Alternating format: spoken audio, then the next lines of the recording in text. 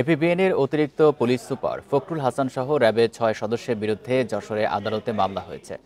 দুপুরে যশোরে senior judicial magistrate আদালতে এসব অভিযোগে মামলা করেন ভুক্তভোগী পরিবারের সদস্য শিউলি খাতুন। অধিকতর তদন্তের জন্য মামলাটি সিআইডিতে হস্তান্তরের নির্দেশ দিয়েছে আদালত। ৬ র্যাব সদস্যের বিরুদ্ধে অভিযোগ, র্যাব ১০-এ দায়িত্ব পালনকালে ভুক্তভোগী ও তার পরিবারকে ক্রসফায়ারে ভয় দেখিয়ে নগদ টাকা আদায়সহ জমি ও ব্যবসা প্রতিষ্ঠান দখল করেন তারা। প্রভাব খাটিয়ে দায়ের করেন মিথ্যা মামলা।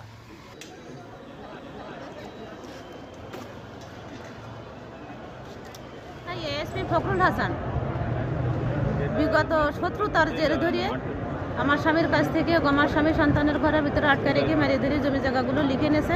বাদীর স্বামীর সাথে তৎকালীন এএসপি ফখরুল হাসানের জমি জমা নিয়ে বিরোধ থাকা এবং তাদের সম্পর্কে ফখরুল হাসান বাদীর স্বামীর আত্মীয় হয়, তারা জোরপূর্বক তার কাছ থেকে জমি লিখে নেয় এবং পরবর্তীতে তার নামে একটি মিথ্যা ডাকাতি প্রস্তুতি মামলা রেকর্ড করে।